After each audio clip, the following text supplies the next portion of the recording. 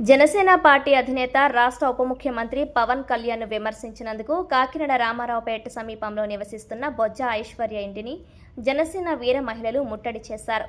ఈ సందర్భంగా రాష్ట్ర సివిల్ సప్లై కార్పొరేషన్ డైరెక్టర్ కడలి ఈశ్వరి, కాపు కార్పొరేషన్ డైరెక్టర్ చలా లక్ష్మి మాట్లాడుతూ సోషల్ మీడియా వేదికగా పవన్ కళ్యాణ్ను వైసీపీ నాయకురాలు ఐశ్వర్య విమర్శించడం సరికాదన్నారు. రాష్ట్రంలో అభివృద్ధి చేయకపోతే పవన్ కళ్యాణ్ని ప్రశ్నించవచ్చని, రాష్ట్రంలో ఎటువంటి సంఘటన జరిగినా పవన్ కళ్యాణ్ విమర్శించడం వైసీపీ పేటీఎం నాయకులకు అలవాటుగా మారిందన్నారు.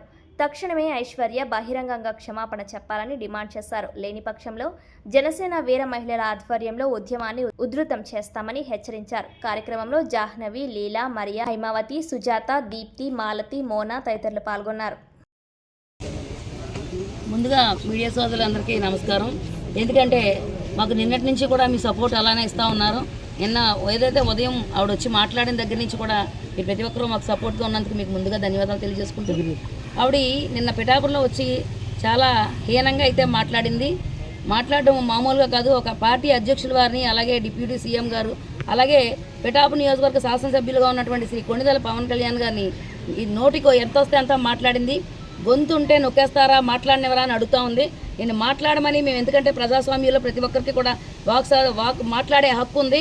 నువ్వు మాట్లాడాలి. ఎందుకంటే మిమ్మల్ని ఫస్ట్ నుంచి కూడా మేము ఒకటే చెప్తున్నాం, పాలసీలు మేము మాట్లాడండి, అభివృద్ధి మేము మాట్లాడండి, లేదా ప్రభుత్వం చేసే పనులు తీరు మేము మాట్లాడండి. అంతేగాని ఒక మనిషిని టార్గెట్ చేసి నీ ఇష్టం వచ్చినట్టు మాట్లాడతాను, గొంతు ఇచ్చి అరుస్తాను అంటే, అరిచే కుక్కల్ని ఏ విధంగా అయితే మనం కట్టేస్తామో అదే విధంగా నిన్న మీ అరుపులకి నిన్న ఏదైతే జరిగిందో అంతగా పెద్దగా జరుగుతాయి.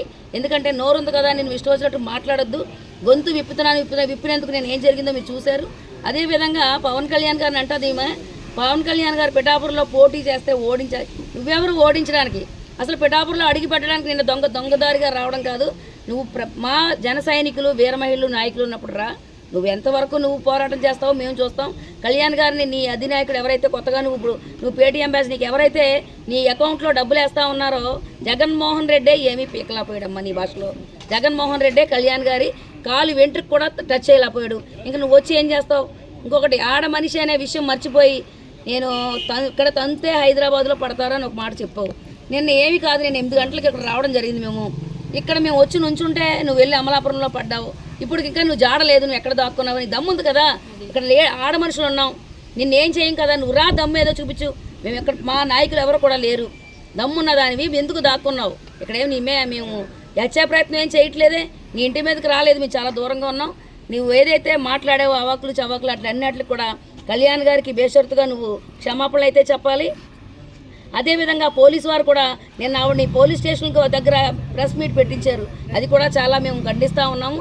తక్షణమే పోలీసు వారు కూడా సుమోటోగా కేసు తీసుకుని ఆవిడని అరెస్ట్ చేయాలి. కళ్యాణ్ గారికి బేషరతుగా ఆవిడ క్షమాపణలు అయితే చెప్పాలని మేము మా వీర మహిళల తరఫున డిమాండ్ చేస్తాం. దగ్గర సామరస్యంగా మేము ధర్నా చేయడం జరుగుతుంది.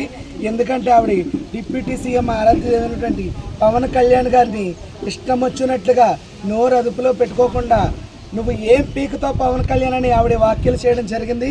ఎగిరితంతే హైదరాబాద్లో పడతామని కూడా చెప్పింది. అమ్మ బొజ్జ ఐశ్వర్య, నువ్వు ఛాలెంజ్ చేస్తావు కదా, మా పవన్ కళ్యాణ్ గారు నీ దగ్గరకు వచ్చే, నీలాంటి చీప్ మహిళల దగ్గరకు వచ్చేసే అంత ఆయన ఇదిలో లేరమ్మా. అందుకని వీర మహిళలుగా మేము కాకినాడ జిల్లా మహిళలందరూ కూడా నీ ఇంటి దగ్గరకు వచ్చాము. రామ బొజ్జ ఐశ్వర్య, నీకోసం రాత్రి 8 గంటల నుంచి ఈరోజు ఉదయం 11 గంటల వరకు కూడా నీ ఇంటి దగ్గర ఉన్నావు. మేము ఎగిరి తంటితే నువ్వు వెళ్ళి అమలాపురంలో పడ్డావు.